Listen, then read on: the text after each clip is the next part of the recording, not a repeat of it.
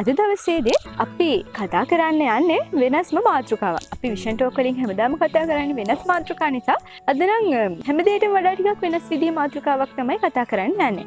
මේක අපි හැමෝම ආසයිනේ ට්වින්ස්ලාට නේ කියන්නේ අම්මලා තාත්තලා වෙන්න ඉන්න ආසයි ට්වින්ස්ලා හම්බ වෙනවට වයසක අය කැමති ට්වින්ස්ලා වගේ ඉන්න අයට ලස්සනට එකම ඇඳුම අඳගෙන යන්න. ඒ වගේම තියෙන අපි දැකලා තියෙනවනේ.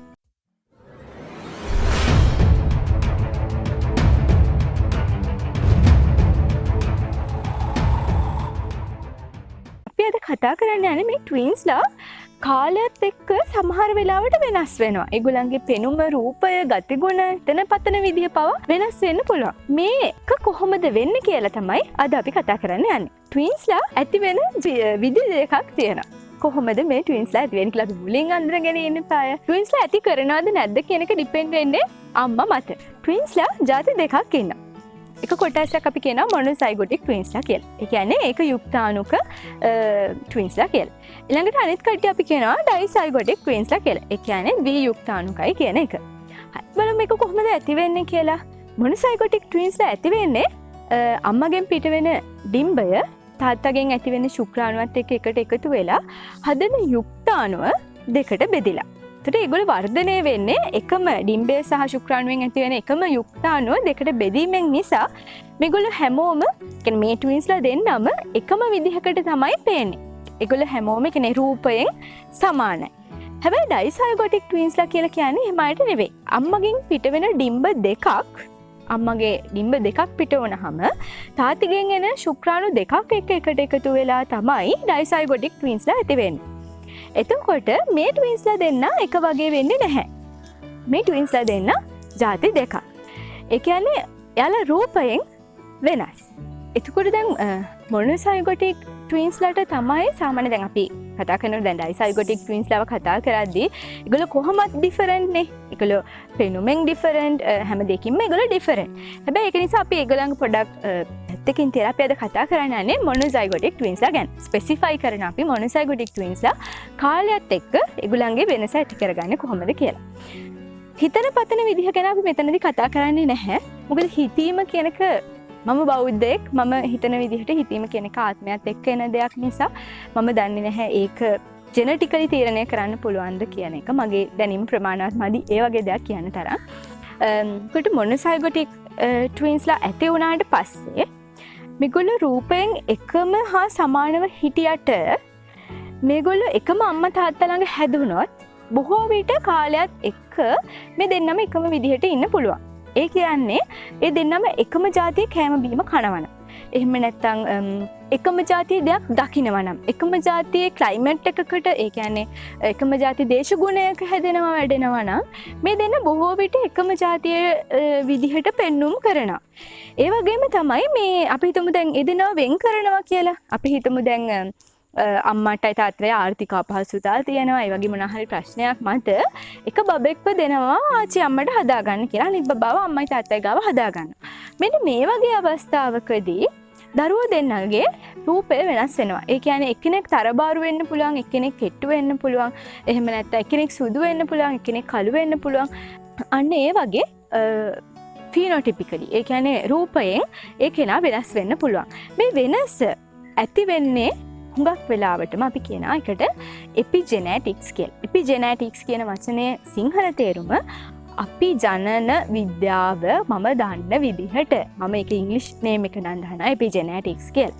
ඒ එපිජෙනටික්ස් වලින් වෙන්නේ දැන් අපි හැමෝම දන්න අපි දැන් මොන හරි දෙයක් රූපයක් එළියට එනවා. අපි හිතමු අපේ හැමේ පාට කියලා. අපේ හැමේ පාට සුදු පාට නම් දැන් හිතන්න මං වගේ කෙනෙක් කියලා. දැන් මං වගේ කෙනෙක් හොඳ සුදු පාටට ඉන්නකොට එතකොට දැන් ඒක වෙන්නේ අපි මෙලනින් ප්‍රොඩක්ෂන් එක නිසා. එතකොට දැන් අම්මගෙන් තාත්තගෙන් ඇති වෙන ජාන වලින් ඒ ජාන එක්ස්ප්‍රස් වෙනකොට අම්මගේ හරි තාත්තගෙන් හරි මට හම්බ වෙන ජානය මොකක් හරි එක ජානයක් එයා එක්ස්ප්‍රස් වෙනවා.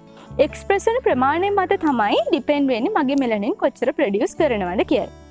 අන්න ඒ වගේ දැන් එපිජෙනටික්ස් වලදී වෙන්නේ ඒ එක්ස්ප්‍රෙෂන් එක නවත්තන.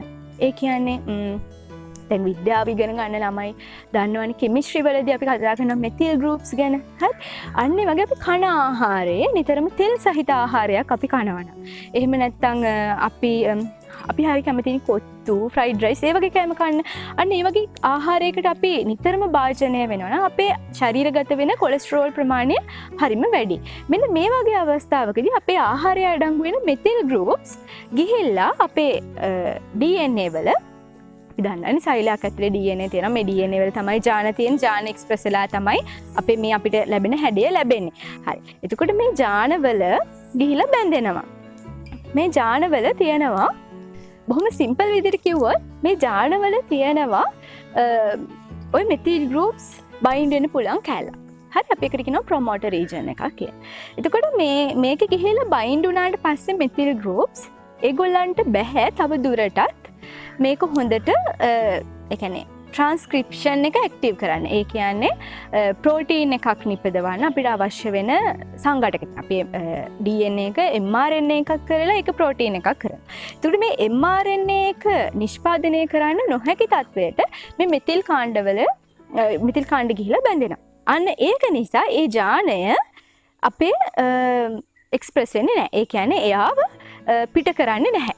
එතකොට දැන් අපි හිතමු අපේ ජානය අපි දැන් පිට කරන්න ඕන ජානය මෙලනින් වලට අදාළව නම් අපි හිතමු අපි කියන්නේ ජානය තීරණය කරනවා මේ ළමයාගේ මෙලනින් ප්‍රොඩක්ෂන් එක අපි 50% කරනවා. ඒ කියන්නේ සම නිකන් අපි හිතමු නිකන් මගේ පාට වෙනවා කියලා.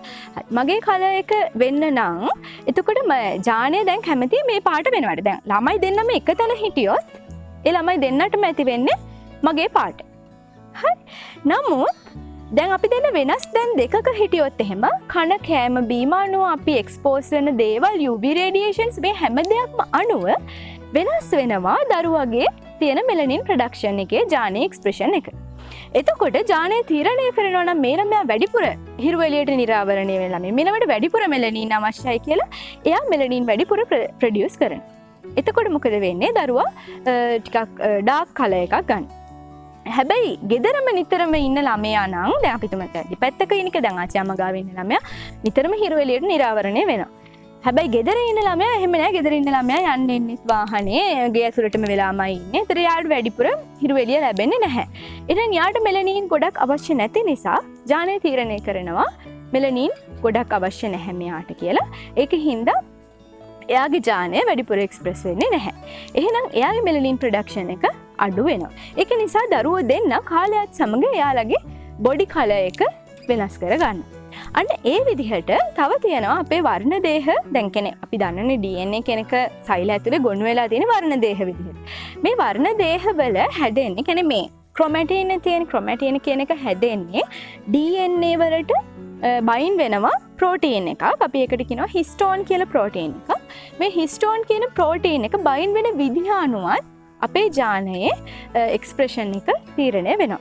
මේ හිස්ටෝන් කියන ප්‍රෝටීන් එක බයින්ඩ් වෙනවා නම් ඒකෙන් තීරණය කරනවා. ඒ කියන්නේ හිස්ටෝන් ඇසිටයිලේෂන්, ඩීඇසිටයිලේෂන් එහෙම ඒක ගොඩාක් එක පාර්ට්ස් තියෙනවා. අපි ඒක ගැන කතා කරන්න ගියොත් එහෙම අද මුළු දවසත් මදි වෙනවා මේ මාතෘකාව ගැන කතා කරන්න. ඒත් දැන් ඒ හිස්ටෝන වලට ඇතුළත් වෙන එක කාණ්ඩ තියෙනවා. දැන් ඇසිටයිල් ගෲප් එකක් හිස්ටෝන් එක බැඳුනොත් එහෙම එයා කරන්නේ හිස්ටෝන අයින් කරනවා DNA එකෙන්. හිස්ටෝන අයින් කරාම දැන් DNA එකට හොඳට දැන් මෙයා කම්පැක්ට් වෙලා ඉන්නේ හිස්ටෝන්ස් එක DNA එක.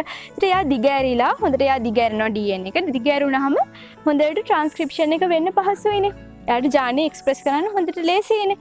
අන්න ඒක තමයි වෙන්නේ. එතකොට දැන් දෙපැත්තක ඉන්න දරුවෝ දෙන්නෙකුට ඇසිටයිල් ගෲප්ස් හිස්ටෝන්ස් වලට බයින්ඩ් වෙන විදිය වෙනස් වෙනවා. ඒ වගේම තමයි ගර්ල් කෙනෙක් නම් ෆීමේල් කෙනෙක් නම් ඒ කෙනාගේ එක්සින් ඇක්ටිවේෂන් කියලා එකක් තියෙනවා. අපි දන්නවනේ දැන් ගෑනු ළමයෙක් හැදෙන්න නම් ලිංගික හෝමෝන වලින් මේ ගෑනු පිරිමි ඇති වෙන එක තීරණය වෙන්නේ. හරි. ඒතර තාත්තා මත තමයි තීරණය වෙන්නේ හැමතිස්සෙම ළමයා ගෑනු ළමයෙක්ද ළමයා පිරිමි ළමයෙක්ද කියලා. එතකොට දැන් මේ අර හිස්ටෝන්ස් වලට බැඳෙන ඇසිටයිල් ගෲප්ස් විතරක් නෙවෙයි. තව තියෙන හිස්ටෝන් ෆොස්ෆොරයිලේෂන්, යුබිකිටිනේෂන් ඒ වගේ තව ගොඩාක් එක පාර්ට්ස් තියෙනවා. හරි. අපි දැන් ගියොත් එහෙම ගෑනු ළමයින්ට දැන් අපි දන්නනේ තාත්තා මත තමයි ඩිපෙන්ඩ් වෙන්නේ ළමයා ගෑනු ළමයෙක් වෙනවද ළමයා පිරිමි ළමයෙක් වෙනවද කියන එක. තාත්තා දෙන ක්‍රොමෝසෝම් එක X එකක් නම් තාත්තා දෙන DNA ගොනුව X එකක් නම් දරුවා ගැහැණු දරුවෙක් වෙනවා. තාත්තා දෙන්නේ Y එකක් නම් දරුවා පිරිමි දරුවෙක් වෙනවා. එතකොට XX කියලා ඩබල් XS ආවොත් තමයි දරුවා ගැහැණු දරුවෙක් වෙන්නේ. කියන්නේ අම්මගෙන් හැමතිස්සෙම එන්නේ X නේ. අම්මා ඩබල් X කෙනෙක් නේ. එතකොට දරුවා ඩබල් X උනත් ගැහැණු දරුවෙක් වෙනවා. XY උනත් පිරිමි ළමයෙක් වෙනවා. ඒතර දැන් ගැහැණු දරුවෙකුට එහෙනම් ඩබල් XS තියෙනවා. මේ ඩබල් XS වලින් එක X එකක් ඉන්ඇක්ටිවේට් වුණා. එක X එකක් විතරයි එක්ස්ප්‍රස් වෙන්නේ. හරි. එතකොට මොනොසයිගෝටික් ට්වින්ස් ලගේ හිතන්න අපි ගැහැණු දරුවෝ දෙන්නේ. ගැන නම් අපි මේ කතා කරන්නේ මේ ගැහැණු දරුවෝ දෙන්නගේ ඉන්ඇක්ටිවේට් වෙන X එක මොකක්ද කියලා අපි දන්නවද? නැහැනේ. හරි. ඒක හින්දා දැන් ඒ ළමයා එක්ස්පෝස් වෙන විදිහ අනුව එක එක ජානයේදී එයාගේ ඉන්ඇක්ටිවේට් වෙන X එක මොකක්ද කියලා තීරණය කරනවා. කියන්නේ ආ කන කෑම අනුව, එක්ස්පෝස් වෙන ක්ලයිමේට් එක අනුව අර අපි කතා කරපු දේවල් තියෙනනේ. අන්න ඒ දේවල් එක්ක දරුවාගේ ඉන්ඇක්ටිවේට් වෙන X එක මොකක්ද කියලා තීරණය කරනවා. අන්න ඒ හේතුව නිසාම ඒ දෙන්නා දෙවිදිහක් බවට පත් වෙනවා. අපි මේ කතා කරේ ගැහැණු දරුවෝ ගැන. පිරිමි ළමයින්ට එහෙම මොකුත් ප්‍රශ්නයක් නැහැ. මොකද එයාලට තියෙන එක X එකක් නිසා එයාලගේ ඉන්ඇක්ටිවේෂන් එකක් වෙන්නේ නැහැ. ඒ හින්දා X ඉන්ඇක්ටිවේෂන් එක වෙන්නේ ගැහැණු ළමයින්ට විතරයි. එහෙනම් පිරිමි ළමයෙකුගේ වෙන්නේ මේ DNA මෙතිලේෂන් කියන එකයි හිස්ටෝන් පාර්ට්ස් වල වෙන එක එක ස්පෙસિෆිකේෂන්ස් විතරයි. හරි. මං හිතන්නේ මේ ටික හොඳටම ප්‍රමාණවත් වේවි ඔබට කාලයත් සමග මොනොසයිගොටික් ට්වින්ස් කියන්නේ එකට පේන જાතිය අයගේ වෙනස් වීම කොයි විදිහට රූපයානුකූල වෙනස් වීම කොයි විදිහටද සිද්ධ වෙන්නේ කියන එක ගැන පොඩි ජෙනරල් නොලෙජ් එකක් අරගන්න මේක ගැන ඉන්ඩීප් කතා කරන්න ඉන්ඩෙප්ත් කතා කරන්න මං හිතන්නේ මේ කාලේ අපිට බොහොම ප්‍රමාණවත්මයි අවශ්‍යතාවය අනුව අපි හිතුවත් ඔයාලට මේක ගැන ගොඩක් ඉන්ට්‍රෙස්ටිං නම් අපි ඒක ගැන ඉන්ඩෙප්ත් කතා කරන්නත් බලාපොරොත්තු වෙනවා.